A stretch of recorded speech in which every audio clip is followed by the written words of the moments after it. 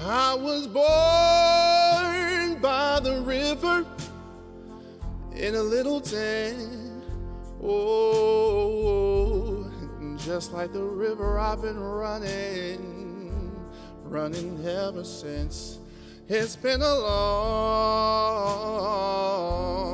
long time coming, but I know a change gonna come. Oh, yes it will. It's been too hard living, but I'm afraid to die, 'cause I don't know what's up there beyond the sky. It's been a long time coming, but I know a change gonna come. Oh, yes it will. I go to the movies and I go downtown. Somebody keeps telling me, don't hang around. It's been a long time coming, but I know a change gonna come. Oh, yes it will. And I go to my brother, and I said, brother, help me please. But then he winds up knocking me back down on my knees. Whoa, there were times when I thought I couldn't last for long, but now I think I'm able to carry on. It's been a long time coming, but I know a change gonna come. Oh, yes it will.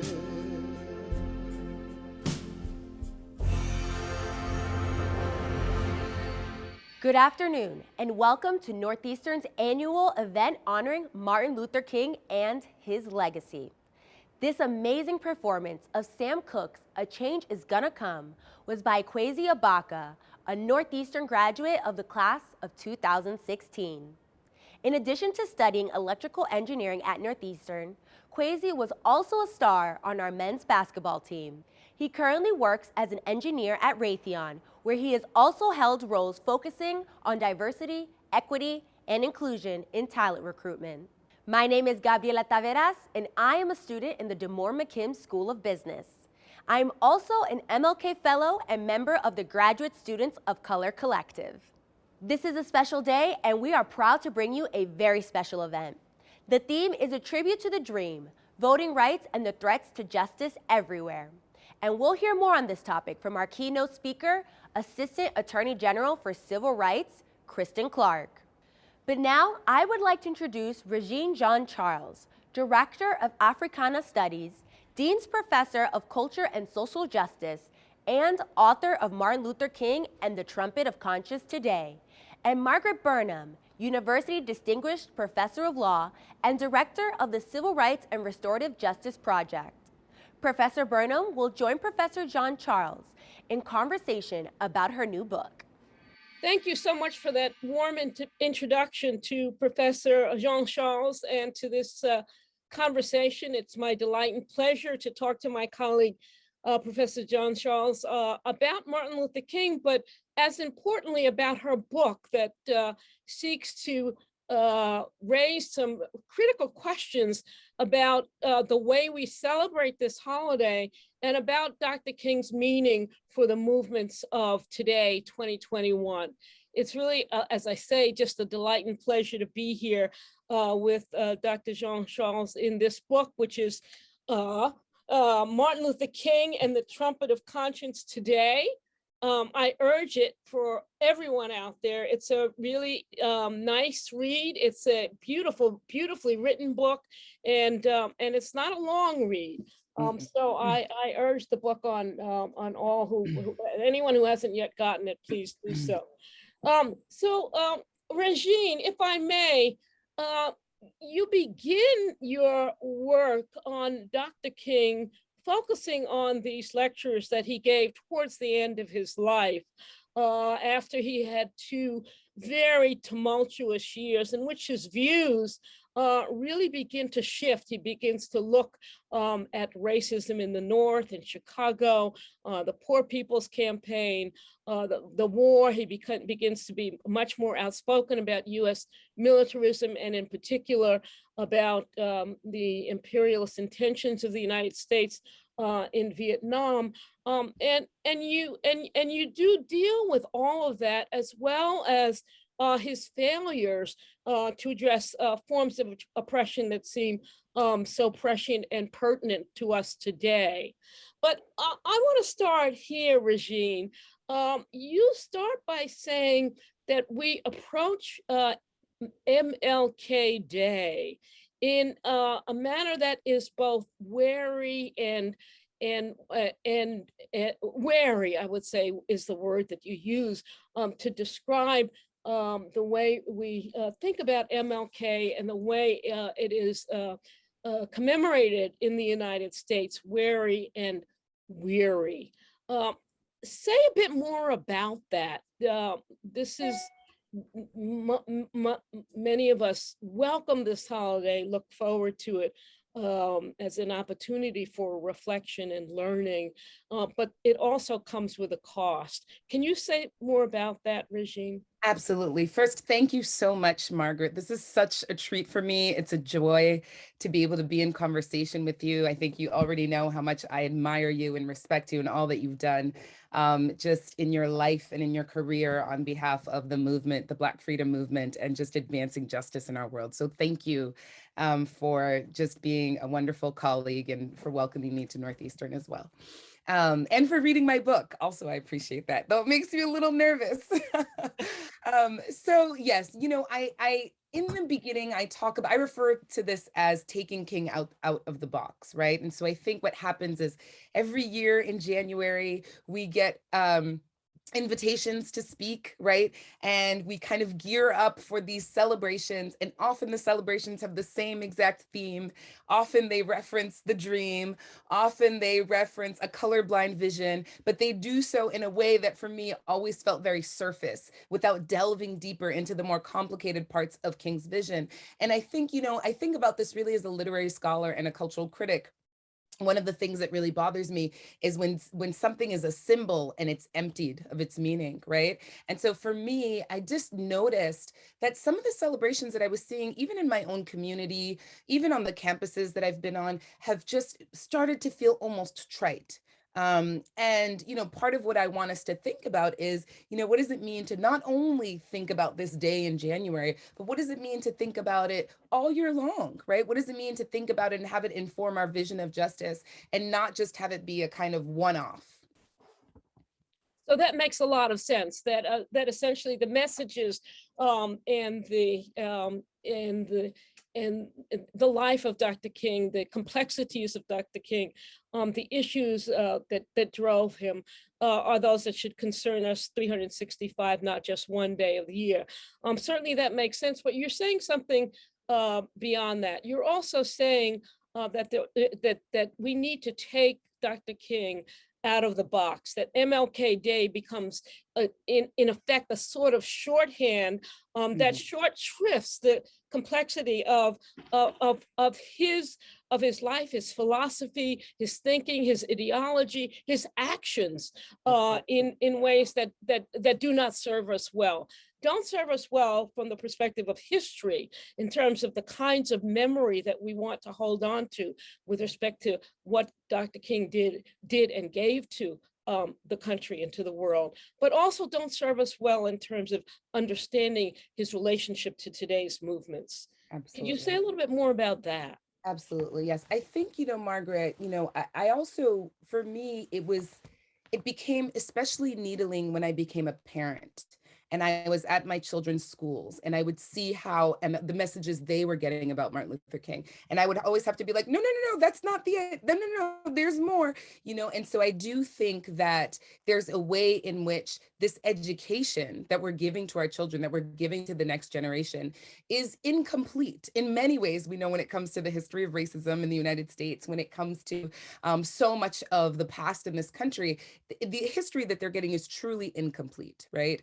And so when I began, when you say that there's more to what I'm saying, I think you're right, because there's other layer was added as I began to think about the next generation coming up. And are they simply going to learn just like me? Are they going to have to all memorize that I have a dream speech and that's it, right? And so the fact that my 8-year-old, is learning about King the same way that I learned about King was really disturbing to me.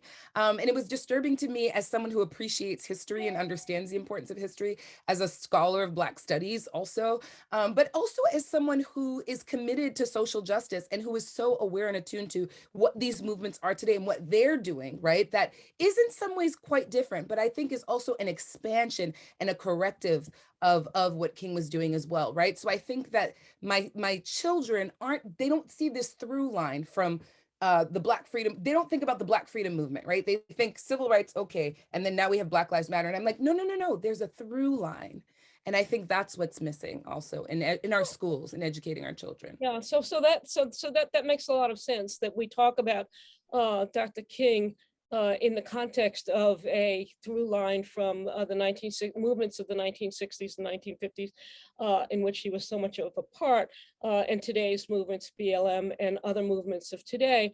But it's also true that movements of today just try to distinguish themselves quite sharply from some of the sort of the anchors of the movements of the 1960s. And in particular, I'm thinking about the way in which in your book you address Dr. King's patriarchal perspectives, that he did not embrace anti-sexism. He certainly did not embrace, gay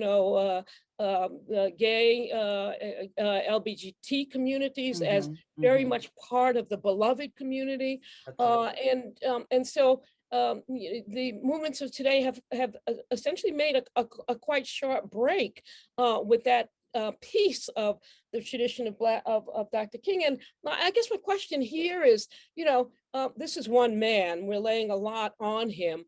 He was only one of many individuals, of that movement. He was in community with leadership, yes, but very much in community with many, many other people during this period of time. But so are we looking at his flaws? Are we looking at the flaws of a movement, and how what kinds of correctives can we make today while still honoring the reputation, we're still honoring the contributions that he made? That's so important. That's so important, Margaret. Thank you. Just as you were saying that, the word that really came to me was thinking about building, right? So if we think about it as absolutely he was a flawed man, absolutely the movement was flawed. We all have our flaws and all movements have their flaws, right? But this kind of, I think about it not as just a break, but maybe a corrective, right? And so this is the joy, or this is the privilege that you have of being a student of history and coming in a later generation, is you can look and see, okay, well, what was done wrong here? And I think this is where the BLM activists have done a really great job, is, they say, we're not doing that one leader thing anymore. We're not doing that. We're not using that model or that framework in which there's one identifiable leader that has to be the voice of the movement. They're very intentional and explicit and Black feminist in their decisions, in how they talk about the leadership, right? They say it's a collective, that it's a community. And so I actually see many of these movements today as being a truer manifestation of the beloved community, right? Because in this beloved community that we have in the 21st century, everyone is invited to the table, right? The activists who are queer, who are lesbian, who are gay, who are bisexual, who are transgender, they're all invited to the table. So for me, it's not so much a doing away with some of these ideas like the beloved community, but rather it's how can we get this right? How can we do it better in this generation? So that makes a lot of sense. That you also address in your book Dr. King's radicalism, which is sometimes disappears in more sort of in the kinds of celebrations and commemorations that take place, for example, as you say, in your children's school, when children are encouraged to participate in service activities, to help their neighbor, for example. Well, of course, we want to help our neighbors, but Dr. King's radicalism was extended far beyond the kind of the kind of the good human being that we all want to be, and that sometimes gets lost in our celebrations of this day. And so, could you say a little bit about that? Can you say a little bit about what we can do to recover the radical spirit, the radical ideology, really, not just spirit, but the radical ideology, the radical thinking of Dr. King? Oh, I love that. I love that so much, Margaret. So I'll say two things. So I think that first, I'm not the first one to make this argument, right, about the radical king, and we need to recuperate the radical king. In fact, I even saw a talk that you gave at MIT in 1992, and it was a Martin Luther King lecture, and you were talking about how the onus is on your generation and people like you who were there with him to choose how he's remembered also, right? That you all have to have a say in how he's remembered, which I loved so much. You said, I think it is still our movement and it is we who must define it, right? And so I think that that's an important part of it. I think by, kind of sitting also with the elders, right? Sitting with the experts, sitting with the people who understand that and learning from them. That's number one. But I also think, about something like his stance on the military, right? And his very strong stance against militarism and his very strong stance against war. So what would it look like in our schools to talk to our children about, to do an MLK service activity around maybe supporting refugees who are fleeing war, as opposed to, just giving kind of donations to the food pantry, right? And so that way you're actually connecting it to something that was a radical stance of his, especially at the time, and that is still really problematic, right? And I think that extends to mass incarceration, that extends to the prison industrial complex, right? Because we all know that militarism is a part of that. So I would say that digging deeper would certainly be a way to do that, and making connections that are not comfortable, right? It might not be comfortable for us to talk about, the, how he describes in the horrors of militarism, or how that militarism is manifesting itself today, whether it's in the prison industrial complex, whether it's in the policing, rampant policing. So that might not be comfortable for people, but I think it's important for us to acknowledge. And what do you find in his in these speeches that he gave in Canada, the Trumpet of Conscience speeches, many of which were the majority of which were in Canada and Toronto?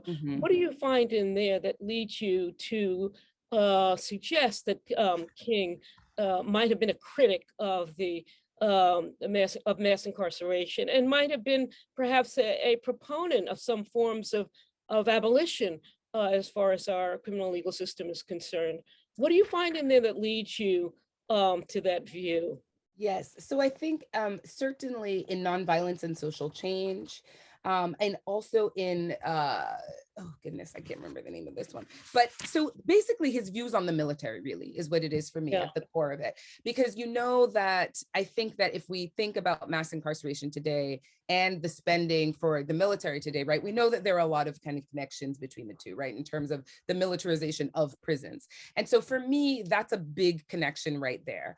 I also think the way that he says things like, everything is interrelated, he says over and over again. And I think that the abolitionist view is actually exactly that view, that everything is interrelated, right? That we can't, that when we talk about abolition, we're also talking about creating better environments in our neighborhoods, creating better schools. We're talking about creating a better healthcare system. All of those things are interrelated. So it's a very integrated point of view that I think really resonates with what King is saying in these lectures. So that makes a lot of sense when we talk about the prison industrial complex, and you certainly make the links between militarism and the exponential growth of the prison industrial complex and the movements that address that today. Perhaps it might be more challenging as you look at another chapter of your book, which focuses on sexual violence, and here, of course, we know that King's reputation on these questions doesn't really give us a lot of, sort of a lot of support to conclude that he would come out on the right side of these issues. First of all, we're looking at a time when women were excluded from, having the voices of influence in the movement, including, brilliant women who worked really closely with Dr. King from the very inception of his career, like Ella Baker, all of the women who were on the stage at the August 28th, 1963 March on Washington. I was there. I saw those women on the stage. None of them got to speak, or if they spoke for 1 minute. And of course, Dr. King's very troublesome personal history around gender. So those are just realities. So those are facts, but you make really strong arguments that Dr. King has to be considered as well in the context of our fight against sexual violence. Say a little bit more about that. Yeah, that chapter was very challenging for me because it was something I was very committed to writing about. A lot of my own academic work and my activist work has been in the movement to end violence against women and girls, the movement to end gender-based violence. And it was really important to me to kind of think through what the lens of the Trumpet of Conscience can help us to see. And what I found when I was writing this chapter is almost like my lens reversed, right? And I started to think to myself, oh, wow, how much more powerful these essays become when we take the tools of intersectionality, when we take the perspective of what was Fannie Lou Hamer doing at this time? What was Ella Baker doing at this time? When we take the perspective of who is actually being excluded, and that for me kind of made it a much more rich reading. And so I felt like what I was doing almost in that chapter was aspirational, in the sense that I could say, well, here we see that the Black Lives Matter movement, that the Me Too movement are robustly intersectional, right? They're extremely intersectional. They're extremely committed to the idea of a coalition. How beautiful would that have been if that lens had been applied during this time, right? So it was almost like a reverse that I had to do. And then I spent a lot of time focusing on the women, right? Those women up on the stage that, couldn't speak. I spent a lot of time thinking about Ella Baker and Fannie Lou Hamer and reading, about what they were doing. I mean, I love, Ella Baker says, strong people don't need strong leaders, right? Which was actually exactly the same. This is the same ethic that we see at work in the Me Too movement, because even Tarana Burke will say that Me Too is just not about her, right? And in the Black Lives Matter movement as well, and in the prison abolition movement too. That's great. And so, Regine, as well, you address not only mass incarceration, you address gender-based violence, but you also suggest that Dr. King, in these last essays, in this group of essays, they certainly weren't his last, but they were late in his development later in his development as a thinker and as an actor and as a leader. And not only is his voice growing stronger and more prominent, stronger and more influential on the question of war and militarism, but he's also talking about capitalism and in these talks, and he's talking about the ways in which Black communities, African American communities are, seem to be mired in a kind of poverty that is clearly race related, but is also associated with the economic system in which we're all living. What would you say about his own thinking, the way his thinking evolved over time on these issues? I think, Margaret, that's one of the things that makes me most sad as I reflect on Dr. King, because I think that I wonder, he was on the cusp of these kind of discoveries, right? So he's thinking about capitalism. he's having a deepened class analysis, right? He's maybe he would have eventually arrived at the gender analysis, right? We don't know, because the life was cut short. And so, but what I really see in these, and I even love the idea, I mean, originally it was called King's Call to Conscience, but what I also love about the Trumpet of Conscience as a title is that this idea of the trumpet, right? So like sounding the trumpet, and it makes me think about trajectories, and it makes me think about where else he would have gone, because I do think that there's the thinking is being refined. And I think, again, that this is so helpful for our students, right? And for activists today to remember that your thinking can evolve, right? Your thinking can evolve on some of these things. Yes. And I think that that's really important for this generation also to remember. Yeah. And I also was taken by your reference to Bernice King, Dr. King's daughter's comment, as well as that of Joyce Ladner, that he embraced what John Lewis called good trouble. That we think about Dr. King is celebrated as a man of peace, and of course he was. A man of agape, of course he was. A man of love, of course he was. But he also understood, as I think I think it was either Joyce or perhaps his daughter, who said that he understood that uprisings were the voice of the suppressed, the voice of the subordinated, and that inevitably fighting for justice would involve uprisings that might not entirely be peaceful. So how do we reconcile this? Our embrace of Dr. King as peace loving, and his understanding that some forms of aggressive action are necessary in order to confront injustice. Margaret, I think that this is, again, one of those ones that just needles me so much, right? Because I think that in our rush to kind of embrace thinking about him as only this person of nonviolence, that we do a disservice, right, to the fuller and more complete picture. And in the chapter on, I think it may have been a Christmas sermon on peace, but he talks about some of this. Oh, no. This is the one on nonviolence, right? Nonviolence and social change. And he digs into this a little bit.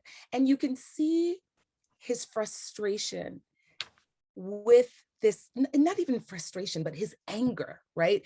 At the ways in which this injustice is stripping people of their dignity, right? And he talks about that comparison between property and human beings. And I think for him, at the end of the day, it was a human question, right? And he also, I could say this for me as a believer too, Jesus modeled anger for us, right? We know this.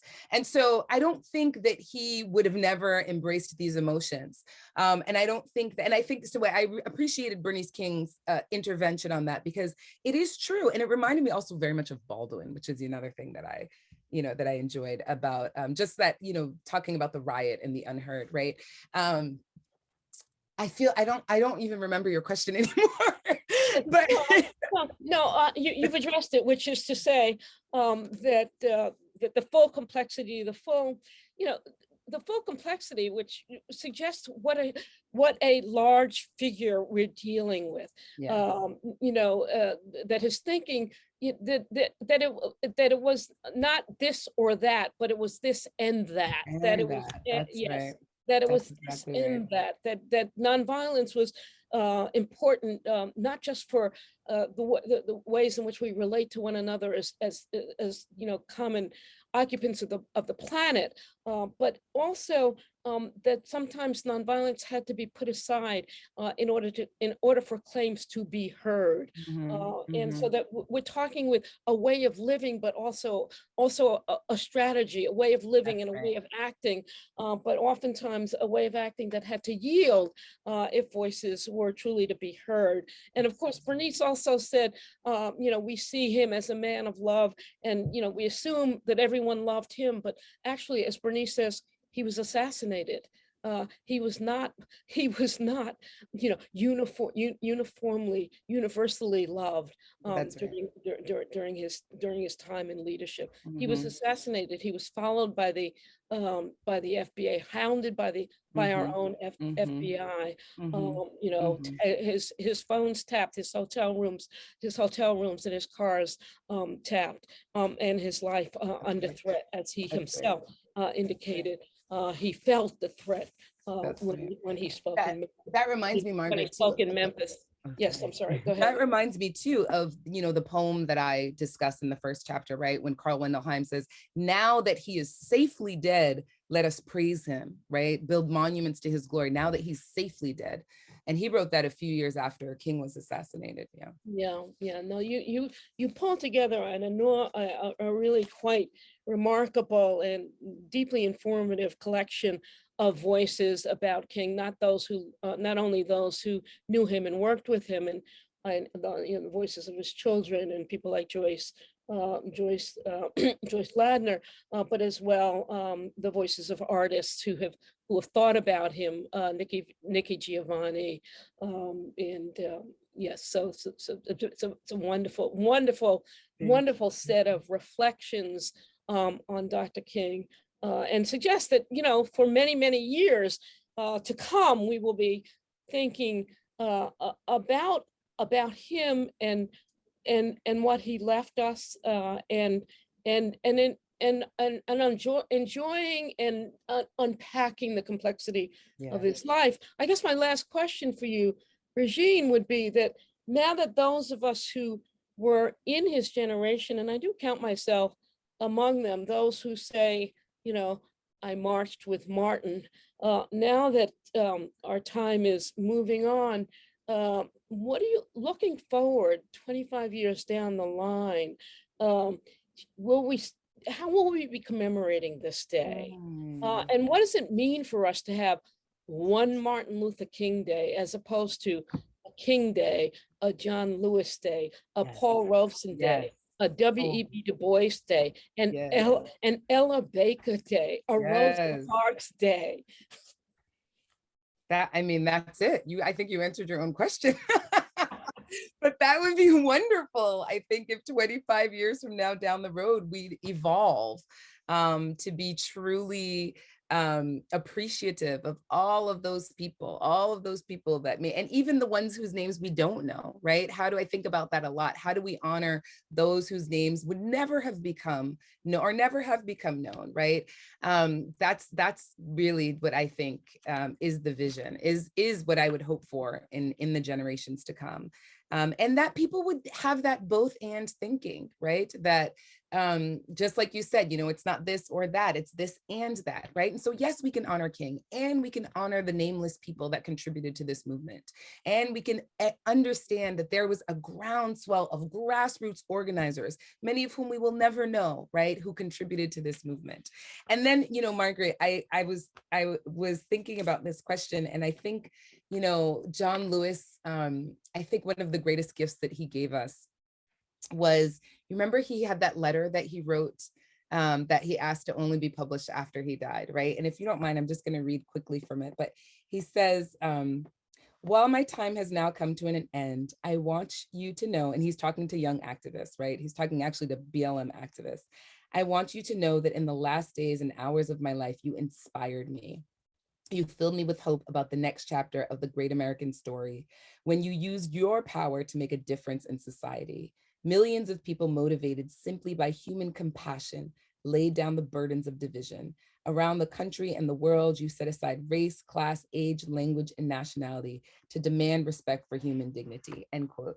And what I love about that is that's the gift of one generation to another, right? Is that here's this man that, like you, was there, was marched on Washington, was there beside King, but sees something that is happening now in this generation and basically wants to bless them, right? And encourage them to continue on. And I just think that's so beautiful and necessary for us all. Thank you so much for your work, Regine. Thank you for the book. Thank you for the thinking that you've expressed here today about our current movements. Thank you for your participation in those current movements and your leadership. And thank you as well for teaching our students here at Northeastern about Dr. King, the movements he led, and the movements for the future. Thank you so much. Thank you, Margaret. This has been a joy. Reverend Willie Bodger II is a senior pastor at Boston's 12th Baptist Church. He is also a 2020 graduate of Northeastern School of Law. This is his story.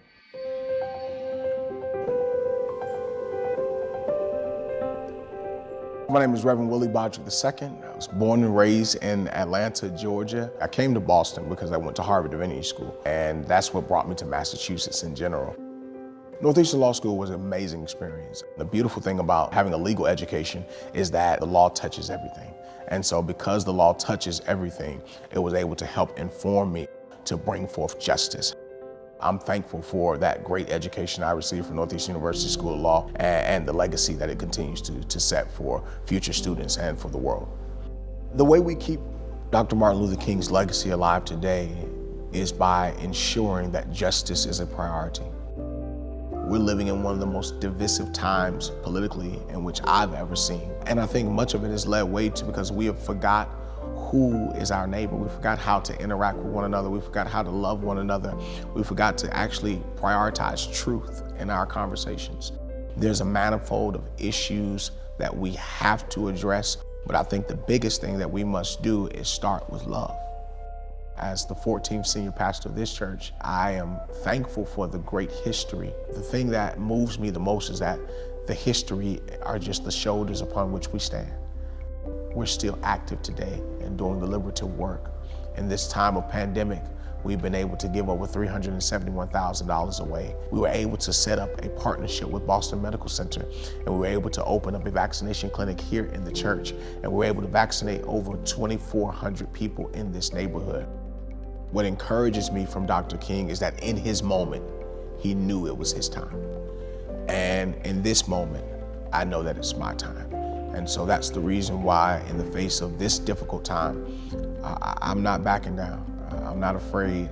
I have no hesitancy because I know that this is my moment. I know I've been equipped for this moment. We're thankful for the many things that we've been able to do as a church, how we've continued that legacy of not only our forefathers and foremothers, but also the legacy of King to make sure that we are creating that beloved community among us and ensure that we're speaking truth to power. That's the work that we're trying to do.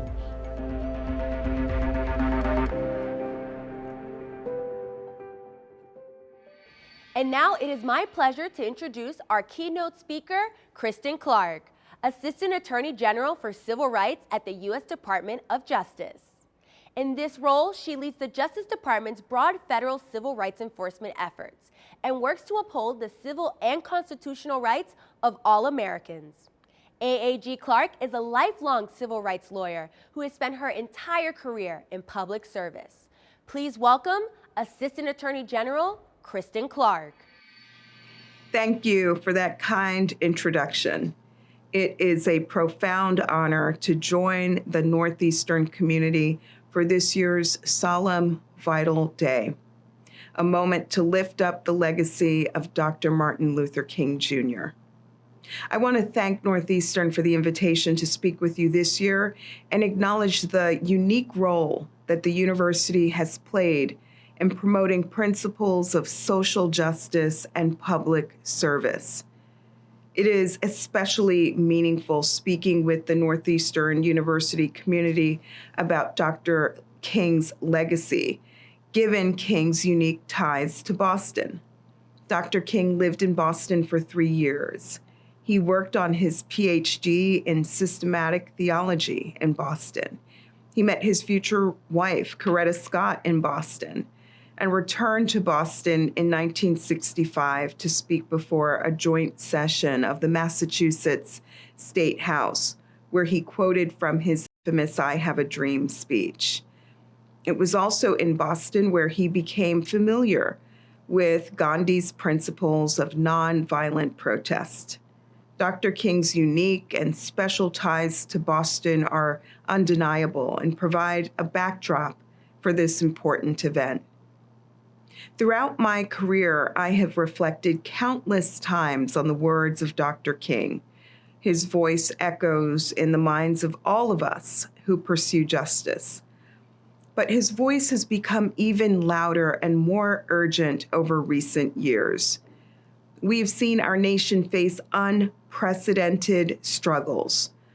A pandemic turned our society upside down and took the lives of more than 800,000 of our fellow Americans. A racial reckoning on the streets of America united millions in calling for reform of our criminal justice system. And a violent attack on our nation's capital shocked us all as we watched an unprecedented attack on American democracy. These have been trying times indeed, but we have also seen the best of our nation. We have seen frontline workers, from doctors and nurses to supermarket clerks and school teachers, step up to do what is needed to get us through these crises. We've seen millions of our fellow Americans call for voting rights and social justice. We have smiled at each other from behind masks and through Zoom screens so we could keep each other safe and healthy. Through our struggles and sacrifice, we have marched forward towards Dr. King's vision. This year, I want to encourage you all to reflect on Dr. King's words, his work, and his life philosophy. A favorite quote of mine is from his letter from Birmingham jail. Quote, "Injustice anywhere is a threat to justice everywhere." That, of course, is a critical tenet of our civil rights work. But it's actually the next line in Dr. King's letter that feels most resonant today. He wrote, quote, "We are caught in an inescapable network of mutuality, tied in a single garment of destiny." Never in my life has it been as clear that we are all united in a single garment of destiny than the past 2 years. Divided, we will unravel, but united, we can face any challenge. That is the message that I want to share with you today, that in the Civil Rights Division, we're seeking to unite across our nation to address some of the most profound challenges of our time. I want to talk with you today about some of the ways we're doing that, including our efforts to protect communities by enforcing hate crimes laws, our work to improve the criminal justice system, our work to protect fair housing opportunity, and our work to safeguard the sacred right to vote. We all know that there has been a rise in hate crimes and hate incidents across the country this past year. Recent FBI statistics show that there was a surge in hate crimes committed against Black people, who are already the group most often targeted. The FBI data also showed a terrifying 70% increase in anti-Asian violence. The Civil Rights Division is committed to upholding every person's constitutional right to live free from hate-based violence and intimidation. Combating hate crimes and hate incidents is a top priority. Late last year, more than 1,000 people attended the Civil Rights Division's virtual conference on the problem of hate. At the conference, we heard from victims and advocates, including Taylor Dumpson, a young attorney who was the victim of a racially motivated hate crime in 2017 during her junior year of college at American University in Washington, D.C.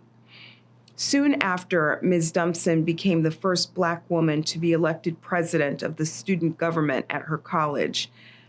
Perpetrators targeted her by hanging bananas from nooses on trees. The DOJ, along with the University Police, the FBI, and D.C. Metropolitan Police, investigated this incident as a hate crime.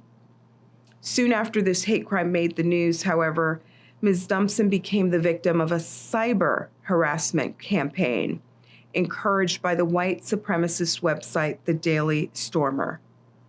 Ms. Dumpson filed suit using a DC public accommodations statute.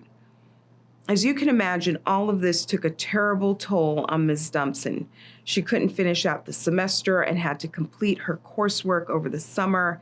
She put up security cameras at home, and she had to completely change how she navigated her life, especially on campus. She was diagnosed with depression, anxiety, and PTSD. At our conference, Ms. Dumpson spoke powerfully about her experiences. She urged us to remember that hate should never be normalized and reminded us that victims of hate crimes should not have to jump through hurdles to obtain justice. She also reminded us that both hate crimes prosecutions and alternatives like restorative justice are critical to tackling the problem of hate. As prosecutors of federal hate crimes, we at the Civil Rights Division take Ms. Dumpson's charge seriously. We know that our response to the increase in hate crimes must be targeted, swift, and effective. The same is true for what are called hate acts of bias and discrimination that, while perhaps not criminal, instill fear and perpetuate inequality. In fact, Attorney General Garland's very first directive to the Justice Department was to order an expedited internal review to determine how the department could deploy all the tools at its disposal to counter the rise in hate crimes and hate incidents. This includes increased law enforcement training and coordination, improved incident reporting, and more aggressive community outreach. The department has vigorously sought to prosecute those who commit hate crimes. In 2021 alone, more than 20 people were charged in more than 15 different cases. Enforcing hate crimes laws sends a powerful message to those who are affected and to the broader community that they are valued, that their communities are important, and that the federal government will not stand by idly when they are targeted. The Civil Rights Division is also working to combat hate by using tools other than prosecutions. For example, Attorney General Garland has recently worked to improve the federal government's ability to track and respond to hate crimes. This is in line with the new hate crimes legislation passed in 2021 called the COVID-19 Hate Crimes Act and the Jabara Hire No Hate Act. Law enforcement's non-reporting and under-reporting of hate crimes has been a long-standing problem. According to FBI data, 86% of the agencies that participated in the FBI's most recent 2019 survey reported 0 hate crimes in all of 2019. Those numbers just don't track what we all know to be true. And when jurisdictions do report, their numbers are often far lower than you'd expect given their populations. For example, Miami-Dade County has a population of nearly 3 million people, but reported only 5 hate crimes in 2019. If we want to fully address the problem of hate crimes, we need to have a more accurate understanding of how widespread it is. We also know that hate crimes, hate incidents, and other forms of discrimination are chronically underreported by the people who experience them.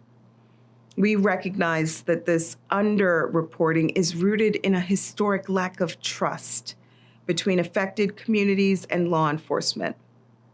The department is working to build that trust and to ensure that incidents of hate are reported so that we can investigate and prosecute them when they happen. For instance, the department is revitalizing its community relations service. This office is also known as America's Peacemaker. This program provides facilitated dialogue, mediation, training, and consultation for communities facing bias-related conflict. The CRS office was established more than 60 years ago by the Civil Rights Act and has a history of working alongside communities during periods of intense strife. They were on the ground after the 1992 Los Angeles riots, the 2014 Ferguson protests, the massacre of 9 Black Americans at the church in Charleston, South Carolina, and they were there in the aftermath of the Unite the Right rally in Charlottesville, Virginia. Justice mediators helped these communities process these terrible tragedies, and they worked to heal the long-standing and systemic divides that created the environment that led to these explosive events in the first place. Another important way that we work to build trust with communities is by ensuring that our justice system is transparent and constitutionally sound. Here, I want to talk about the Civil Rights Division's criminal justice work in 3 areas: our investigations into patterns or practices of misconduct by law enforcement agencies, our prosecutions of individual law enforcement officers who commit misconduct, and our investigations of constitutional abuses occurring inside our prisons and jails.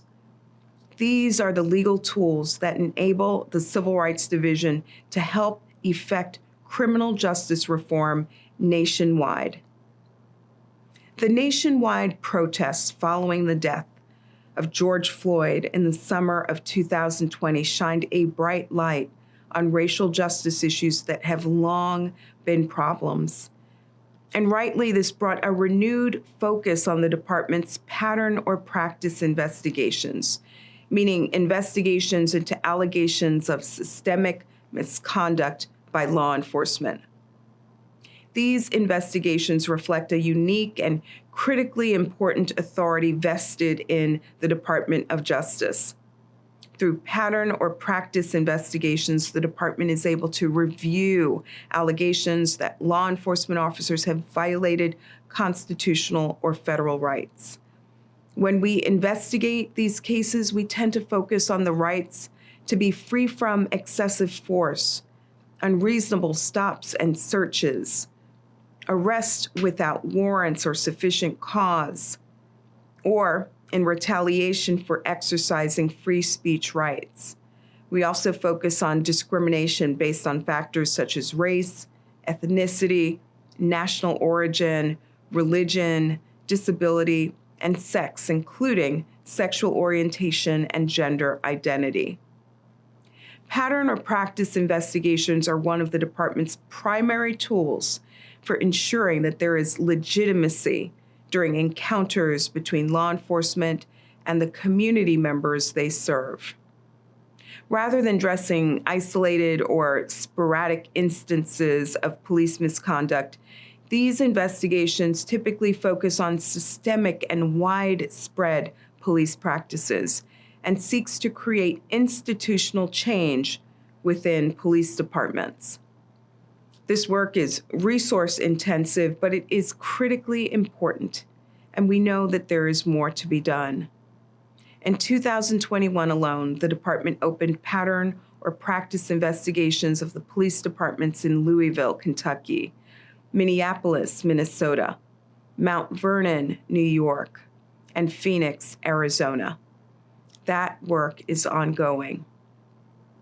Although our pattern or practice matters tend to grab the headlines, the Justice Department also brings charges in cases where there is evidence that individual law enforcement officers have willfully deprived a person of a right or privilege protected by the Constitution or the laws of the United States. Last year, the department obtained indictments of law enforcement officers in Minnesota and in Louisiana, among other places. These prosecutions demonstrate that we are committed to ensuring that the rights of all individuals are protected. The department's work to address prison conditions and to protect prisoners' constitutional rights also is key to restoring public trust, particularly where demands for accountability have gone unmet. Currently, more than 2 million people reside in our nation's prisons and jails. People of color are disproportionately represented among them.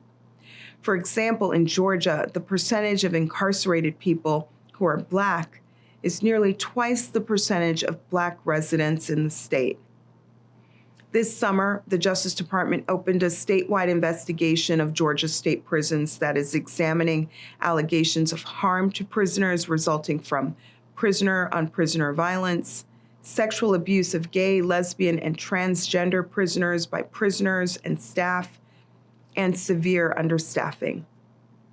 We also opened an investigation into 5 juvenile detention facilities in Texas. There, we're reviewing whether Texas provides children confined in these facilities with reasonable protection from physical abuse and sexual abuse by staff and other residents. We're also looking at whether there is excessive use of chemical restraints and isolation, and looking at whether Texas provides adequate mental health care to these children. While the prosecutions and criminal justice work that I've been talking about are critical to our mission, it is far from all the Civil Rights Division does. We work every day to enforce federal laws protecting fair housing, equal employment opportunity, voting rights. We work to safeguard the rights of people with disabilities and much more. In particular, I'm excited to tell you more about our new initiative to promote fair lending by combating the ongoing problem of redlining, which is a major historic and present-day driver of racial wealth disparities, and a key target and focus of Dr. King's organizing. As you may know, redlining happens when lenders or banks refuse to offer credit services or make loans to individuals in a neighborhood because of the race or national origin of its residents. It is true that typically a discussion about redlining begins in the 1930s with the creation of the Federal Housing Administration, and then goes on to talk about the use of residential security maps created by the Homeowners Loan Corporation that outlined and shaded Black neighborhoods in red ink. But it's important to understand that redlining and housing segregation are as old as America itself, and it continues to this day. For centuries, Black, Indigenous, and other people of color in America have been denied access to homes, property, and credit through various mechanisms and institutions. Housing segregation born from forced displacement, Jim Crow laws, racial covenants, mortgage steering, and a variety of other institutional barriers limited the housing options for people of color to particular neighborhoods. It is precisely this segregated environment that allowed redlining to develop and take hold. The federal government institutionalized the practice of redlining through the Federal Housing Administration and the Homeowners Loan Corporation. Private lenders also implemented policies and procedures that denied credit to neighborhoods because of their racial demographics.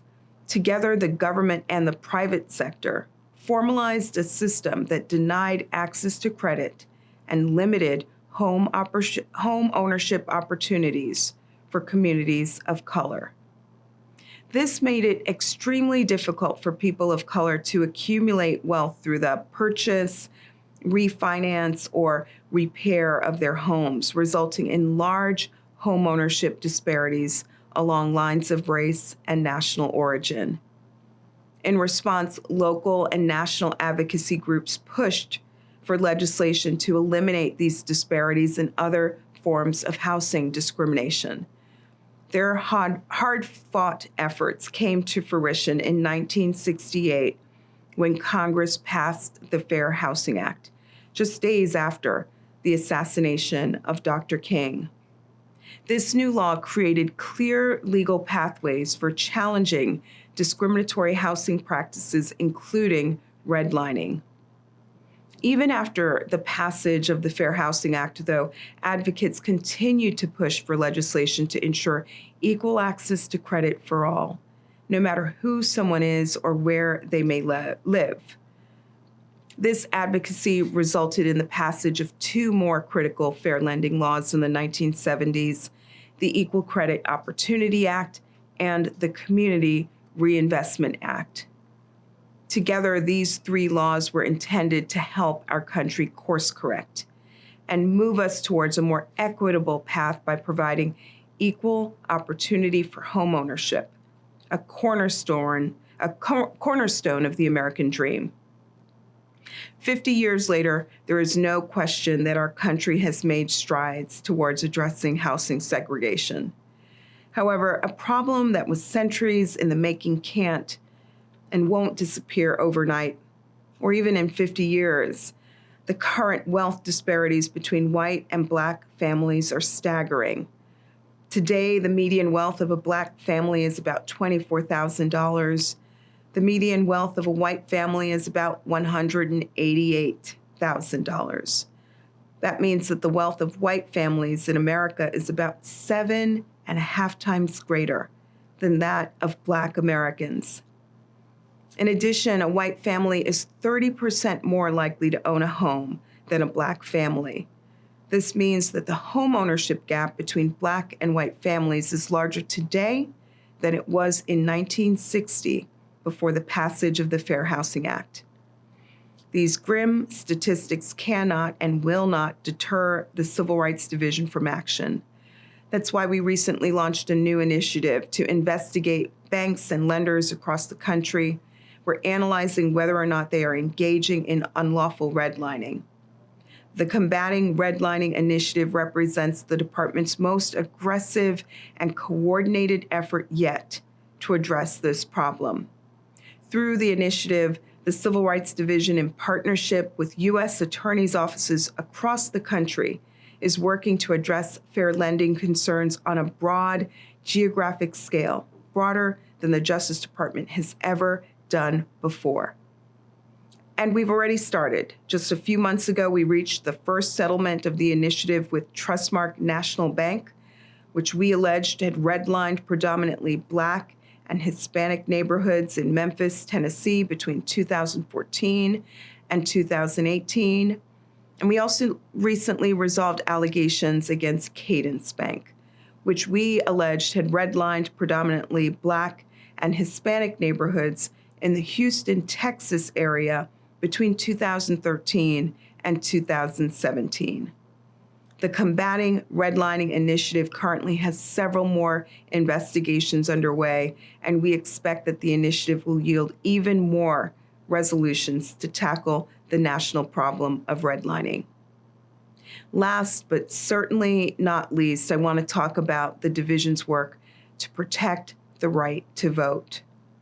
Promoting and protecting the right to vote is deeply rooted in the Justice Department's founding, and it was a major part of my own career, having started my career as a voting rights lawyer at DOJ. The department is committed to ensuring that all eligible voters can cast a vote, that all lawful votes are counted, and that every voter has access to accurate information. We will continue to make enforcement of federal voting rights laws a top priority. In upholding our commitment, we have filed lawsuits across the country and issued statements of interest in litigation around the nation, challenging unlawful efforts to deny or abridge the right to vote on account of race and color, as well as other issues. The division also recently issued guidance documents which provide our formal legal interpretation of certain voting rights laws.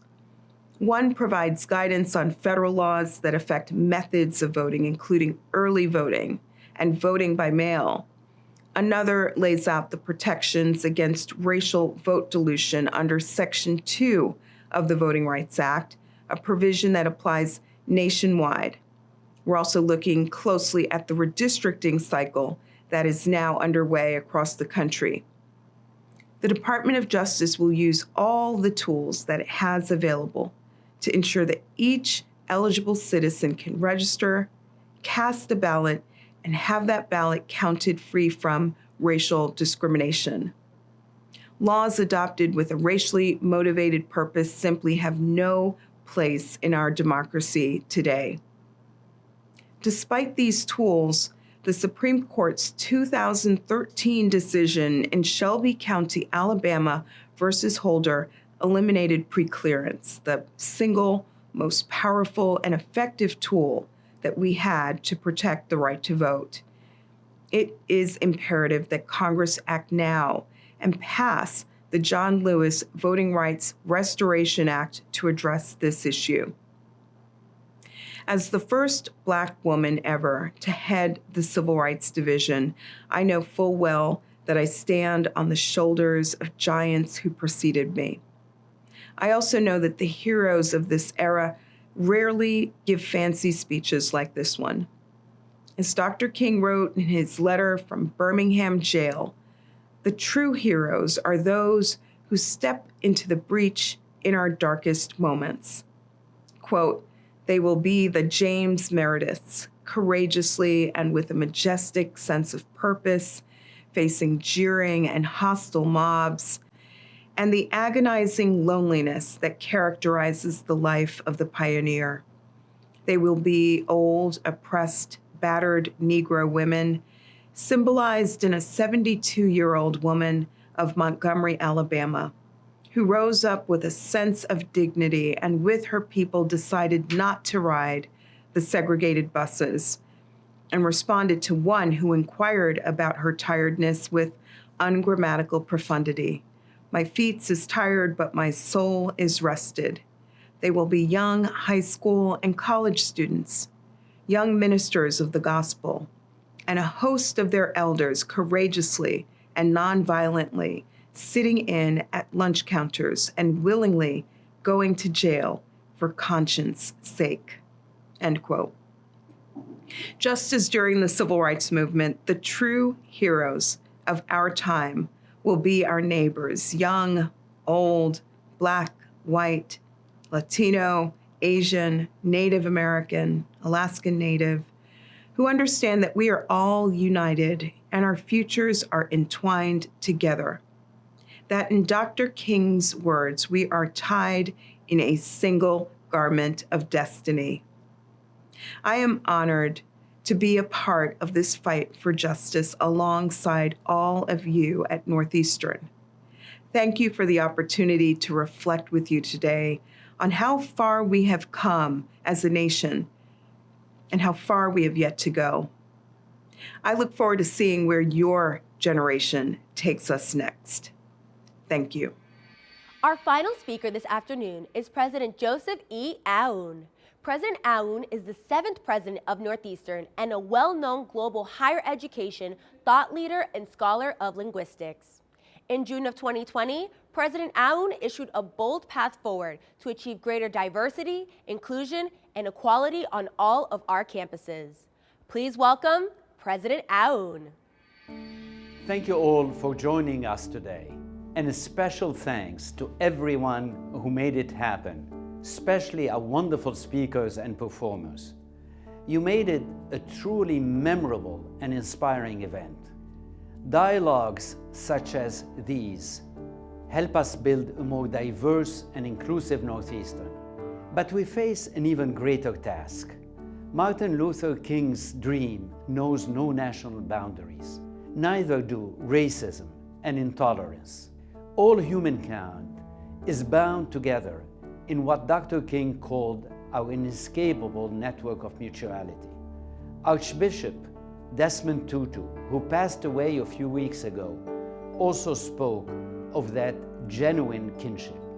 All of our humanity, he said, is dependent upon recognizing the humanity in others. So let us recognize our common humanity, but let us also act. Each one of us can contribute to building a more just, inclusive society, a society strengthened by our diversity of identities and experiences, and enlightened by opportunity for all. Northeastern is ideally positioned to lead the way. Unique among colleges and universities, we are fully engaged with the world. In our co-ops, in our global experiences, in our community engagement, and in our research, we make powerful human connections. Throughout our global university system, We collaborate on solutions to society's great challenges. Let us therefore collaborate to solve the great challenge of racial injustice. Together, let us build a society inclusive of all races, religions, cultures, and backgrounds. As Reverend Bodger said, to heal our divisions, we have to start with love. That is the first step to realizing Dr. King's dream and creating a just, equitable future for all humanity. Thank you.